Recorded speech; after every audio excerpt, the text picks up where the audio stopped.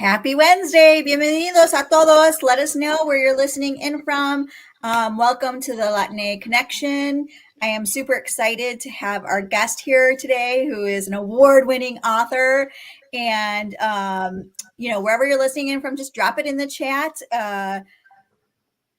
This is just a space where, we get to amplify voices within our community. We have different dreamers, doers, activists, writers, entrepreneurs, innovators on this show, just sharing their wisdom and their experiences with us. And, this is really a place of celebration too, and just celebrating all that our community does to contribute to this world. And so I'm very excited to have Ashley with us.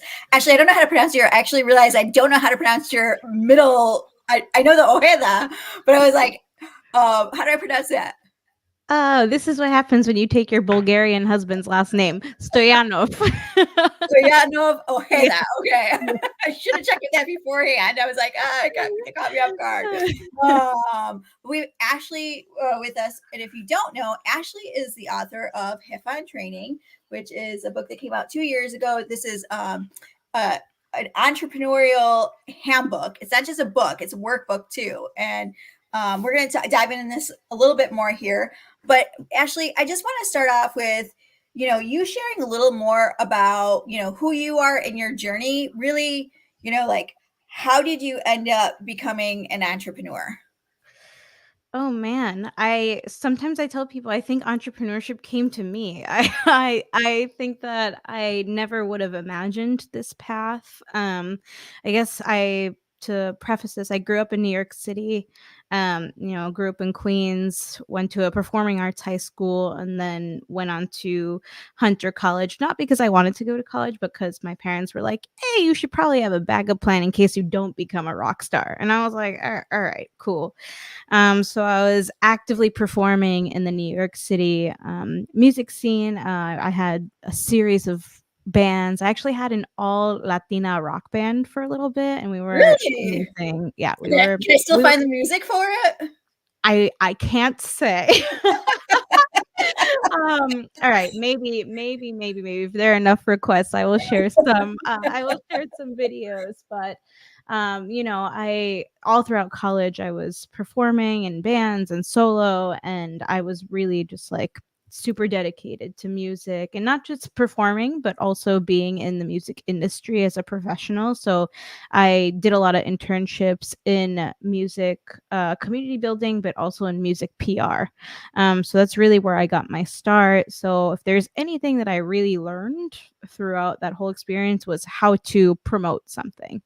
So that's kind of where I started to learn how to put together events and build community. And I realized that I really enjoyed doing all of those things. Fast forward to when I graduate college, I am lost and trying to find myself. I end up moving across the country to Portland, Oregon, and I started a monthly showcase for women songwriters where I was just curating events, building community, sharing resources, and it exploded.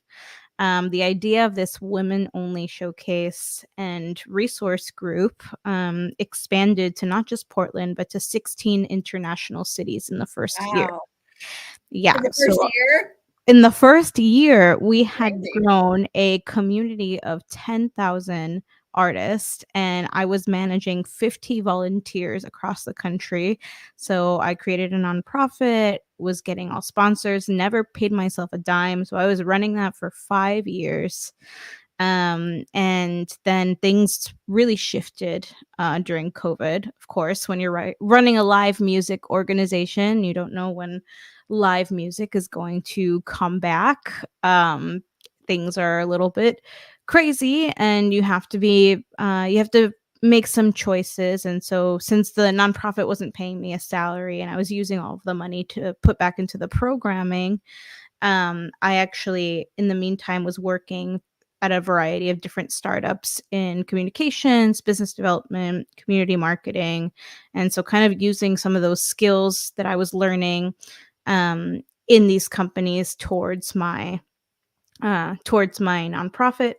And when COVID came around, I had the opportunity to join the Mujerista team, and I helped Maribeth build the online community for the Mujerista, which, if you all don't know, is a platform for millennial Latinas. It covers culture, business, and everything in between. It's been around for like 5 or 6 years now.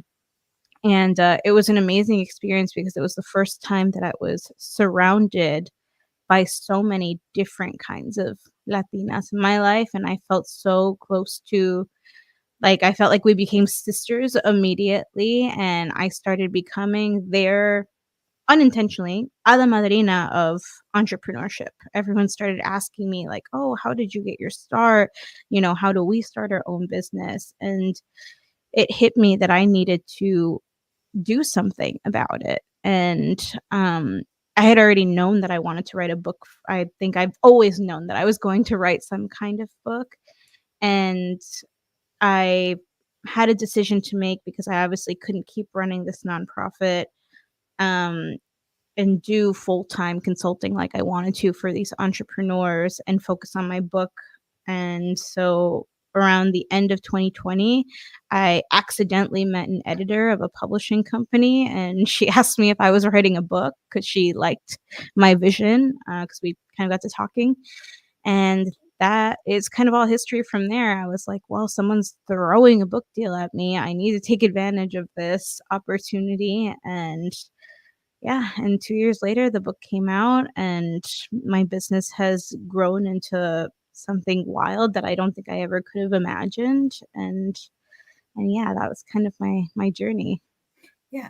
It's interesting to me because so many people talk about writing a book, right? Like I hear it all the Mhm. time. Like, and I know we talked because I initially was writing a book and it's kind of on pause. It's my goal to pick it up back this year.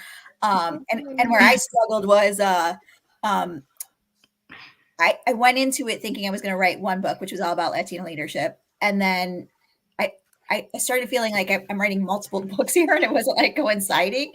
And I remember one of the best pieces of advice that you gave me was not to rush the process. And that really sat with me because I want to write a book that I'm proud of. But all that to say is like, there's a real big difference of thinking about writing a book or even started writing a book and then actually writing a book. And you went and you took those steps to like complete an entire book to put together for your community based on, folks coming to you, asking you for your advice.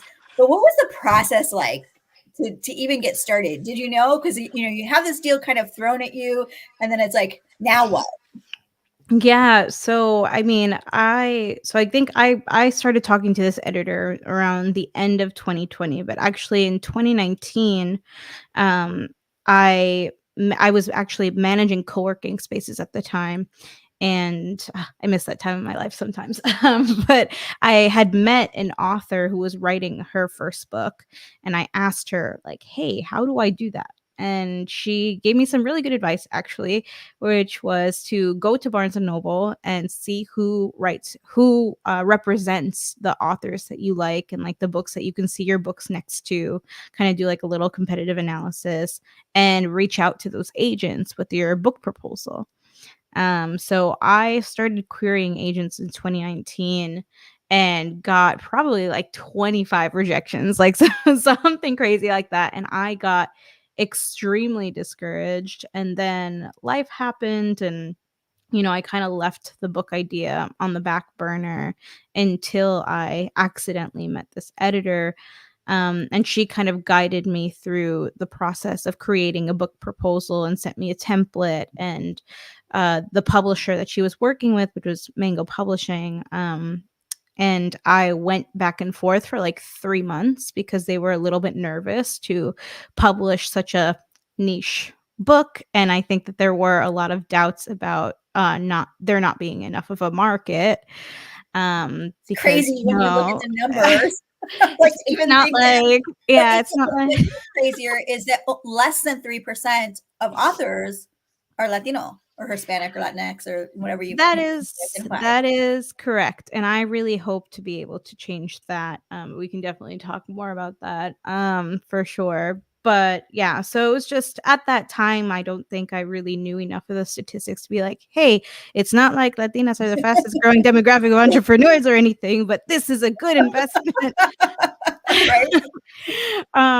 So yeah, we fought with them for 3 months, and I think maybe the reason that I told you was to, like, trust the process and, like, take your time is because if I had worked with any other agent or publishing company on this book, I don't think I would have gotten the team that I did that helped develop this book, which was actually, like, 90% Latinas, and the 10% that weren't Latinas were other women of color. And so they not only saw the vision of the book, but they really understood the need for this book personally. And so, having editors that like were familiar with the Spanglish that I used in the book, and a Latina designer who really understood like what the colorfulness of the book represented and the designs and everything. Like, I think that really made the book what it is today, and I am just super proud that I had that team to be able to work with during that process, because as a first time author, I really needed that like hands-on, support from them. And yeah, I wrote it all in 6 months, which is insane. That Si is insane. Yeah, 6 months while, like, still working normally, right? Like, 40 hours with, like, clients. I was working with a tech startup at the time too. Like, it was crazy. Yeah. And one of the things I also remember you saying this, just proof that I listen, Ashley, and I really took this to heart because I remember talking about like timing, because we were talking about working together too, is you Mhm, become a consultant to me. And one of the big pieces that you said to me is that when you embark on a like a book author journey, that is a business. Like you are essentially, it's not just writing a book, that like it is a business in itself. And I'm wondering if you could expand on that a little more, because I think this is a piece that many people, like I said, including myself, didn't think about. mhm. I think they write the book and then all of a sudden they come out and they're like, hey, I wrote a book now, like purchase it. But there's actually so much on the front end and back end of that. Yeah, look, I really think it depends on, like, what your personal why behind writing a book is. Like, if you just wanna, like, write a book to, like, check it off your bucket list, and then, like, put it out into the world and, like, just see what happens, like, go ahead and do that. Like, don't worry about any of the other things that I'm about to say. Like, we all deserve to, like, check that off our bucket list. It's a huge accomplishment, a huge milestone. Like, please go and write your book. However, if you let's just say you're an entrepreneur or aspiring entrepreneur or thought leader in your field, and you want this book to turn into, PR opportunities, speaking engagements, more consulting clients. Like, if you want that out of your book, then yes, you have to pretend your book is like your author career is essentially a new business that you're starting, and your life will not be the same after your book comes out, or at least we hope so, right? We hope that your business will triple, you'll get more consulting clients, be asked to speak all the time, maybe even write more books, if that's something that you feel like you want to. But developing your author platform is super important, much like how building your personal brand and establishing thought leadership is super important just across the board now to get opportunities. It's the same thing when you decide that you want to become an author that wants those kinds of results. And so you really do have to have the time for it and know that the journey does not stop when the book is done and out. Like, that actually, I think that might be the easy part, like knowing how to balance everything once your book comes out, because you're going to want to do some kind of press tour, whether it's virtual or in person or hybrid, like I did. And I think for the first 2 months after the book came out, I was doing so many press interviews that I literally couldn't do anything else. Like, I don't think I was making any money like the first 2 months that my book came out, but I was just promo, promo, promo, promo, promo. it's a long-term investment of time and money, because even if you get a book deal, there's a lot of things that they don't pay for, and if you don't get an advance or a large advance, which you probably won't because you're a first-time author, it's just the reality of the situation, um, that you're gonna have to front. Like, you want some nice pictures that to go on like your author pages, a photo shoot. That's at least like $600 to $800. Boom. Maybe you want to work with like a marketing consultant to put together a strategy for your book. Boom. Another like maybe $1,000. Like these things It's add up. definitely an However, expensive endeavor. it is. I think probably for Jefa, I think before the book came out, or I spent probably like close to like 6 to 8 grand.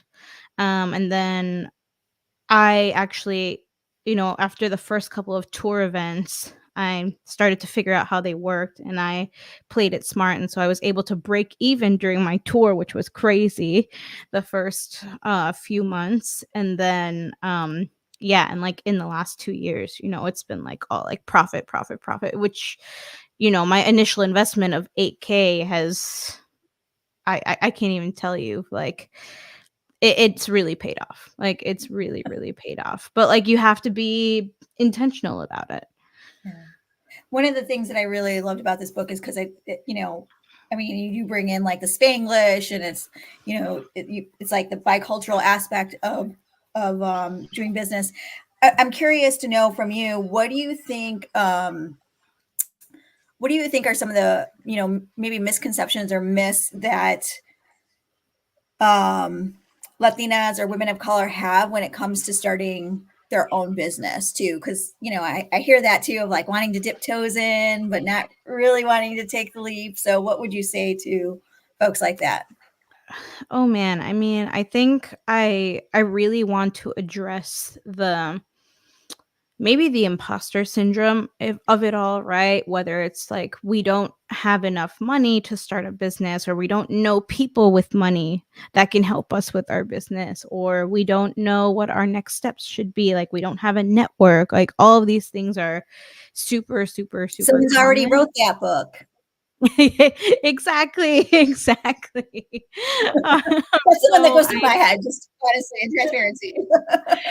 Like, I actually think that, especially, I know that you're doing an AI event coming up, with Mhm. Giovanna, and that's super Yeah. exciting, and Shout I out to I you, think Anna. yes, shout out to Giovanna. She actually helped me plan out my first book tour, by the way.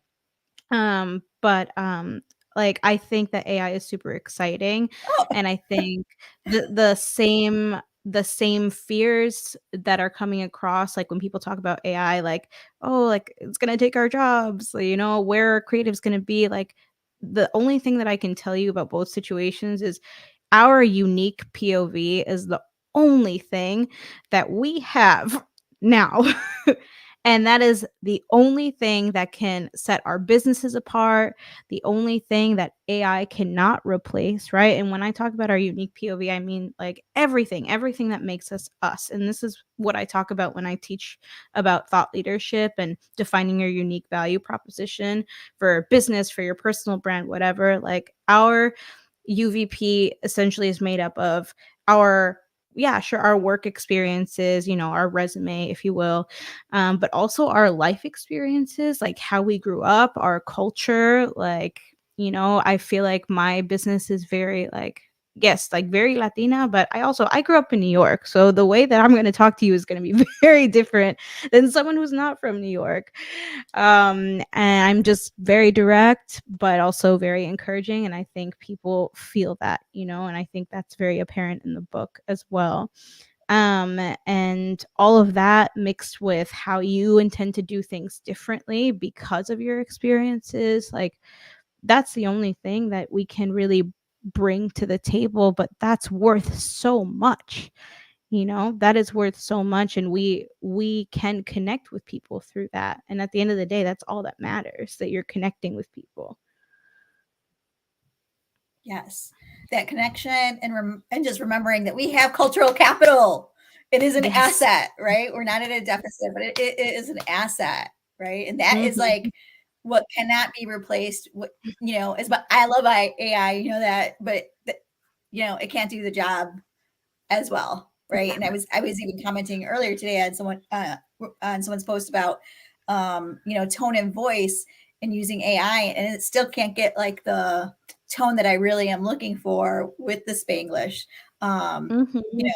And so which is why I still write a lot of my content. Not to say that I don't use AI, I do for shortcuts, but there's still the human element that really needs to be brought in to keep it Mhm. authentic. I know community has also been really a big part of your journey, and I think even the before the book, right, with Mhm. songwriters, and then with the book, how has and I know now you have the Jefa Training Circle. Yes. So how did you? I guess it's a two-part question. One is like, how did your community help you inform what was next? And then, like, what are some of the key focuses that you have within your community? Yeah.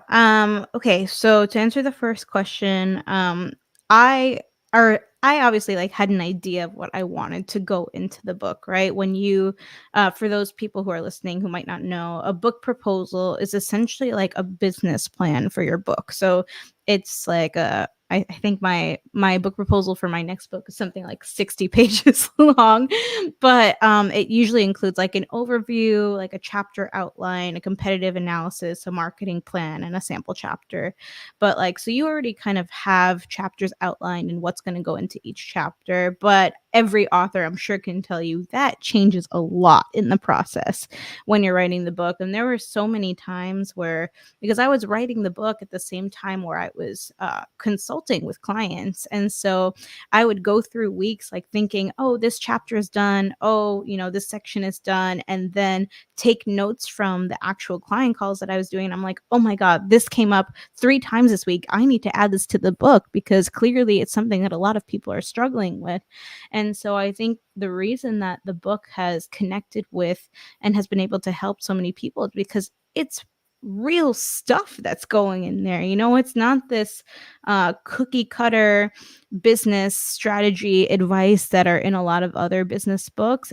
They're like real case studies in there and real success stories in there. And it's based off of things that real people have told me, real people that have been in the situations that people reading the book are in. And so I think that if you're writing um, a book that you want to resonate with a certain community, like, involve them in your process because I mean, it's the same thing that I tell people when they're launching programs or services for their business, right? Like, do some market research, talk to people about what they feel like they need, because we as multi hyphenate creative entrepreneurs, we have 8 million ideas a second, Yes. right?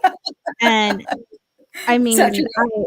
I wanna say that, a lot of our ideas are probably pretty good, but they might not all be what people need and what people are looking for, during a certain time. And, the world changes, so the needs of our community change Mhm. over time, and so it's important for us to always be in communication with them and learning about what they need and what they're looking for in a book or a podcast or a coaching program or whatever it is that you're creating. It's really important for us to be in tune with that. So I've actually, I've tried to pay attention to that, not just for the book, but after the book came out, people were asking immediately. And I will admit, this is the part that I was not prepared for at all. Like, I was so stressed about like the book launch and the book tour and making sure the book was selling that I did not even think about what I was going to do after, which was a huge mistake because people will want more from you.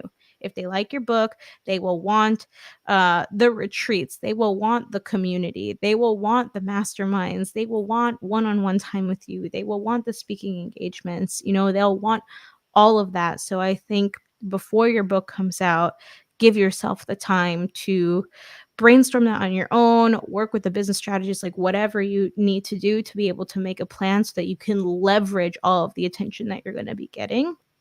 And since I didn't really have a plan, I just kind of listened and people were like, "Oh, like, are you gonna have a community?" And I was like, "All right, well, I guess it's been a long time coming. Yes, I'll start a community."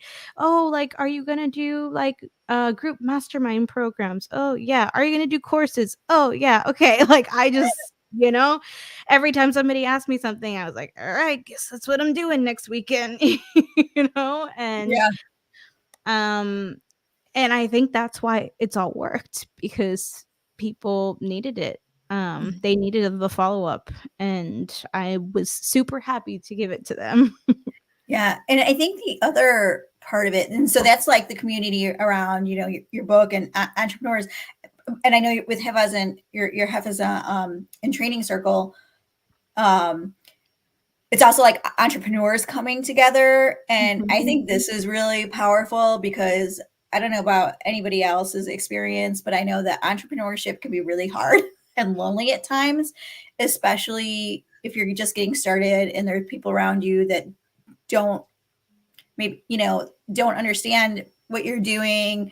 Feel like, oh, that's a lot of risk. Family might think that's very risky, right? Stay in the safe, corporate job.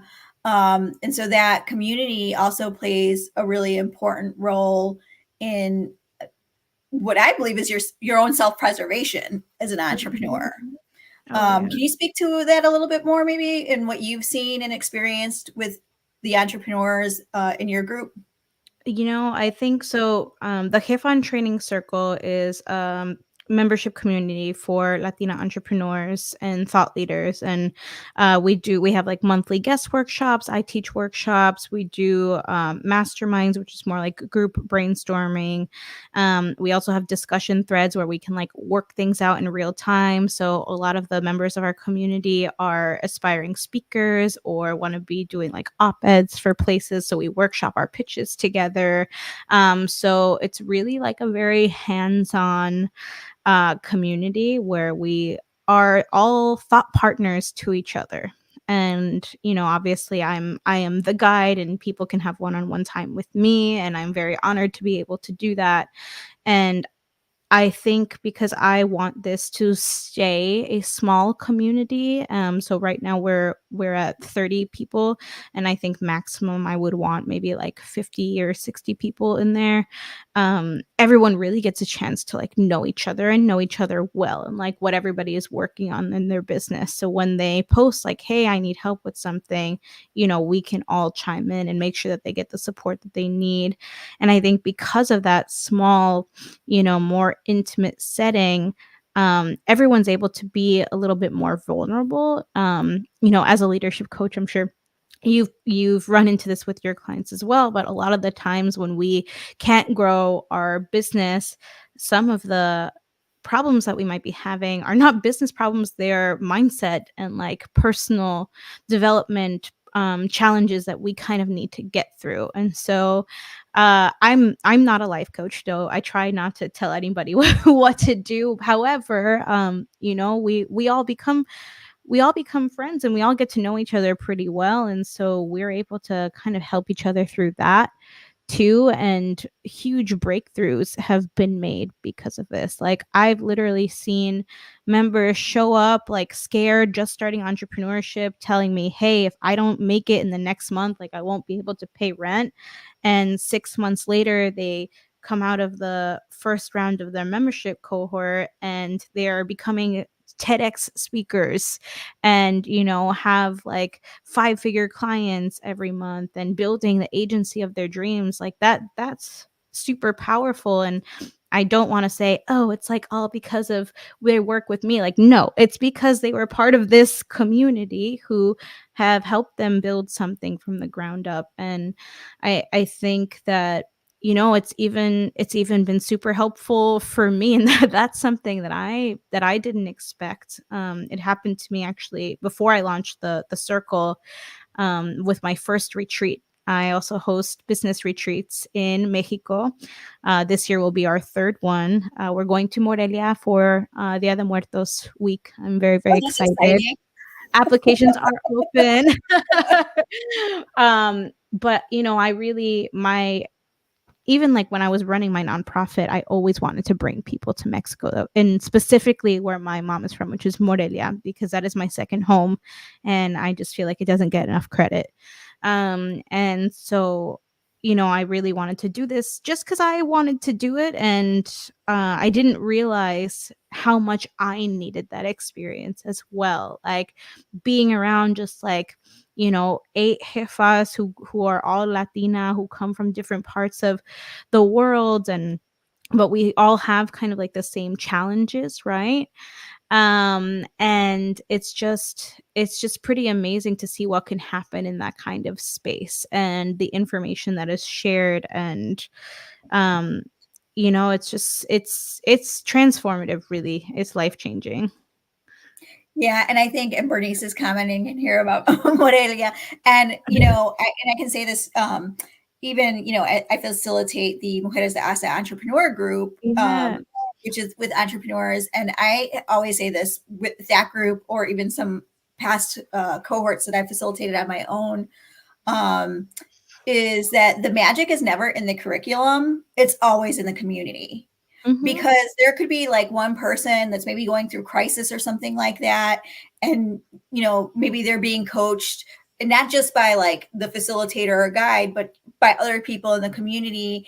And then at the same time, like someone else is witnessing that and relating it to their own story, and there's so much power in that. So like I think like community is the medicine that so many of us actually need.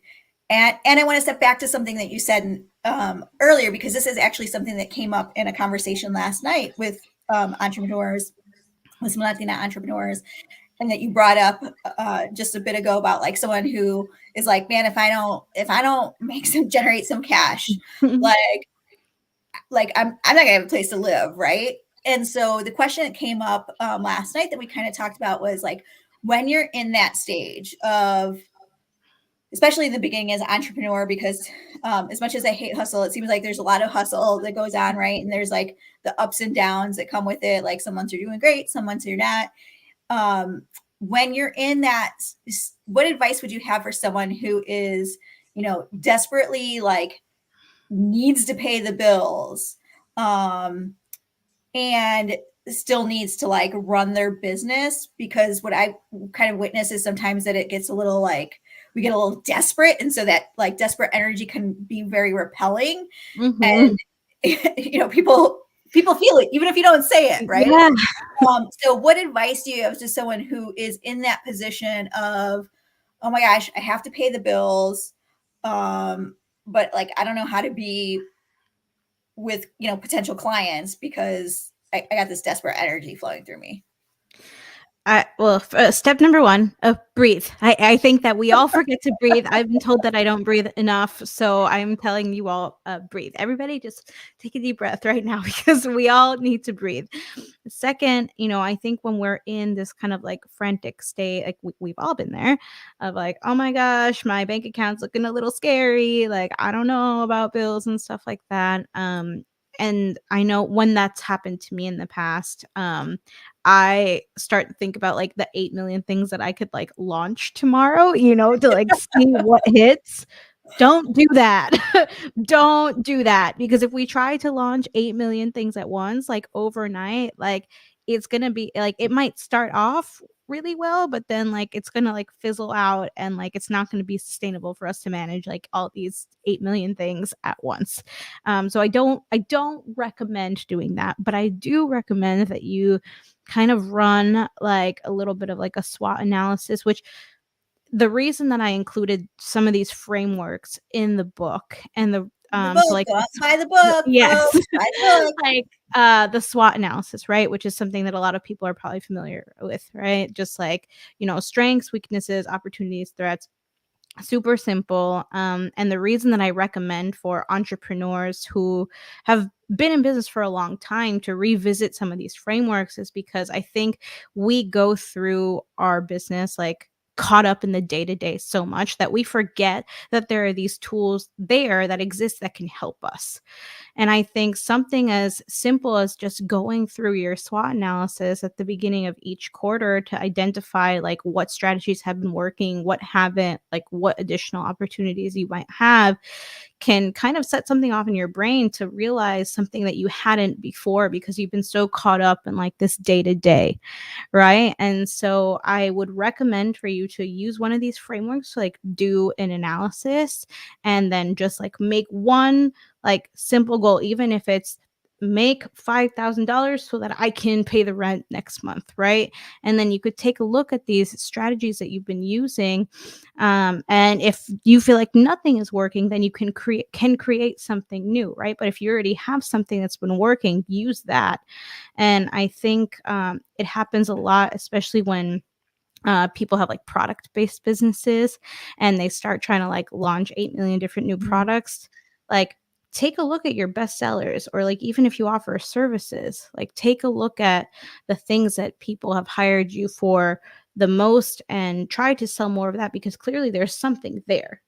And maybe you just need to identify your growth strategy and see like if you're focusing on like market development and selling the same things that you have to like a different group of people, or even like selling more things to the people you already have in your community. Like, that's huge. Like, people don't always get that, like, there's so much power in the community that you already have and your current customers. Like, it takes less time and money to sell to those people than to like find new people to buy from you. So there's a lot that you can do. But the first step is to try to get your mind out of this panic state and just like look at what's in front of you, because I think when we're in that panic state, we start making up a lot of things that aren't true in our Yeah. heads. Yeah, I'm not And good enough. so, What's wrong with me? Like, yeah, other people are succeeding. Why can't e- I? Right? I've yeah, either experienced, probably there's both. so I've many seen it and things. experienced it.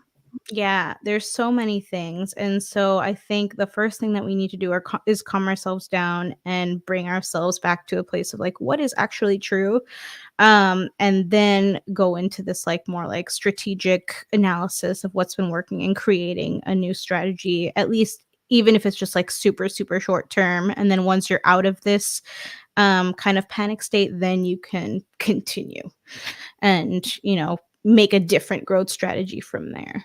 Yeah, and I think this is also a great time where community comes in to also brainstorm with you and Yeah. to keep you from jumping off the deep end at the same Mhm. time, right?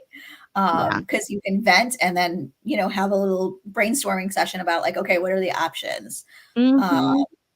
but sometimes if you're not careful or aware, those emotions can be overwhelming and put you in a state of like what is it?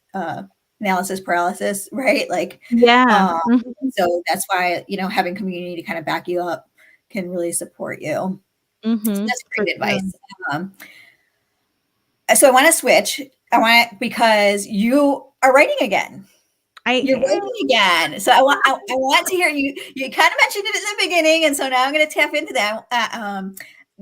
Like chisme. Give me the chisme. What's Okay, I'll give you some of the chisme. I'll give you some of the chisme. So I am well, I have ideas for like 3 more books at this point that I can like think of off the top of my head. But I'm actually in the process of querying agents. So if you're an agent and you're listening, hi, how are you? I'm available.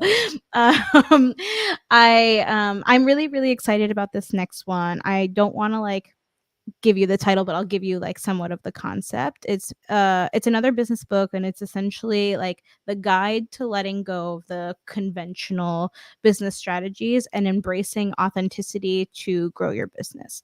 So mm, there's this idea, right, of like, as diverse entrepreneurs, a lot of the times we don't have the same resources or network of people that we can tap into when we're growing our businesses. So what happens with that is like we get super super creative and we use all of these strategies that might not be your typical strategies that people talk about when it comes to growing your businesses. Like we use a lot of like community building, and we use storytelling to connect with people, and creativity and collaboration. So it's really talking about how we're using all of these different non-traditional tools to our advantage, and Is this how written we're from a culturally relevant lens too then?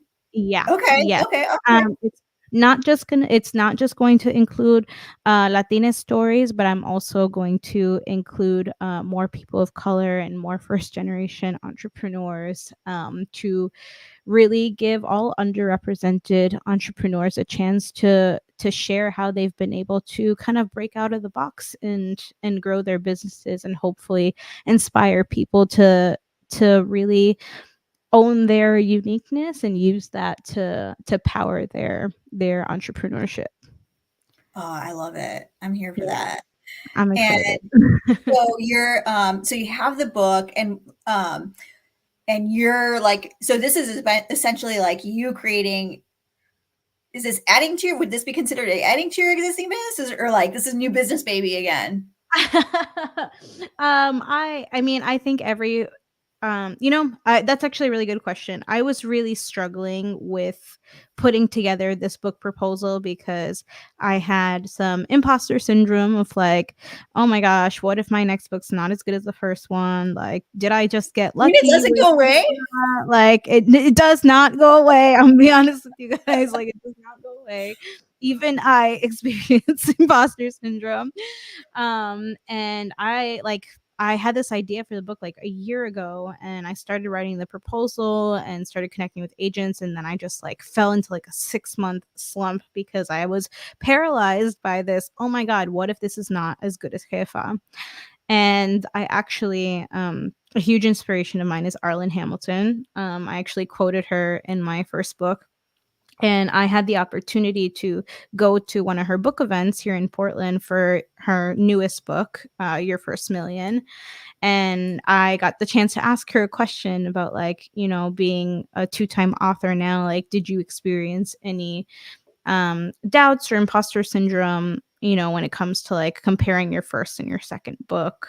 And she gave me some really good advice. And I really it really inspired me to just kind of like break through, which was to not compare the two. Kind of like, you wouldn't compare like Your if you have children. exactly, exactly. Like you wouldn't That compare makes your total children. sense. So like why compare your two books, right? Because they're each gonna like kind of take on a life of their own and a community of their own. Like just because someone reads the first book and loves it doesn't mean that they'll read the second book and love it, or vice versa. They're gonna each serve their own purpose. And I think being able to like really see them as like separate entities was really helpful. And so the benefit is like now I have experience as an author, right? I know what all of that means, and I know all the work that goes into it aside from writing the book. So in that kind of way, I feel like, oh, same business, just like different launch, right? Mhm. And so I feel more or less prepared for that. Let me not shoot myself in the foot.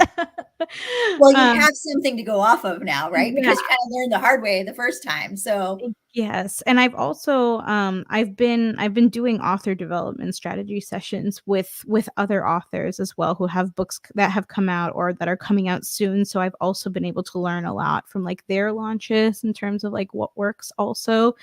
So I feel like I've got a good handle on it, but also everything in publishing takes time. So first step, find an agent, which could take 3 months, which could take 6 months, then wait for the agent to sell the book, which could take, I don't know how long, a long time, or not. Everybody hopes that it doesn't take a long time. And then from there on out, it takes another 2 years probably for the book to come out. So more books from me are coming. That is for sure. we're I looking for promise like you all 2026. that. Yeah, I promise you all that. But like fingers crossed for 2026. All right. Well, y'all heard it here, right? 2026. Waiting for it. Actually, I know we're about to wrap up, but do you still have your writing circle too for those that might be interested? I know at one time Ah, you were doing a kind of yeah, a Great Uh, question. So I am testing a new program. It's the Author Mastermind program, and that actually starts next week. It starts okay, next perfect timing. Yes, it starts next Tuesday. I've got like 2 spots, that I could, like, probably add people into if they were interested. But yeah, in terms of, like, things that I've got going on, the Author Mastermind is starting, and that's really for any, diverse entrepreneur that might wanna write their nonfiction book, traditionally published, because we will be going through, like, book proposals, we'll be talking to some agents and editors, so from that kind of, like, industry. And then we also have the Jefa Training Circle for Latina entrepreneurs and thought leaders. Applications are open and super exciting. I literally just sent the newsletter out this morning that I opened up some sliding scale spots for the circle. I'm working on a bigger project that has been able to fund some of the spots. So I'm able to make them a little bit more accessible. So That's definitely exciting. everybody go take a look at that. And then also, of course, the retreat in Morelia this October. All of the information is on my Substack, but anyone who's interested in any of those things can DM me. Awesome. Well, we're excited to see another book from you, and just thanks for all the wisdom that you've shared. If you're not already, folks, make sure that you subscribe to Ashley's Substack. If you haven't gotten the book, go get your book. We have to support our Latina authors. So important for our voices to be heard, and it sends the publishing industry a message that we're here, and that these are the type of books that we want. So that Mhm. it's not just about, of course, 100% we want to support Ashley, but there's also a bigger picture that we need to be thinking about, and that's creating more representation in the publishing space.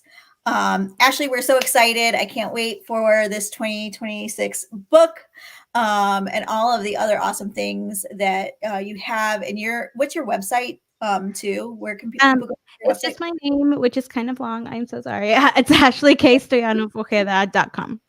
Okay, so just her name, yeah, and I'll drop it in the links afterwards. Thank you so much for being here with us today. And folks, reach out to Ashley, connect with her, follow her on LinkedIn, buy her book. This is all about supporting each other and building community and amplifying voices. So thank you, and we'll see you in 2 weeks. Thank you.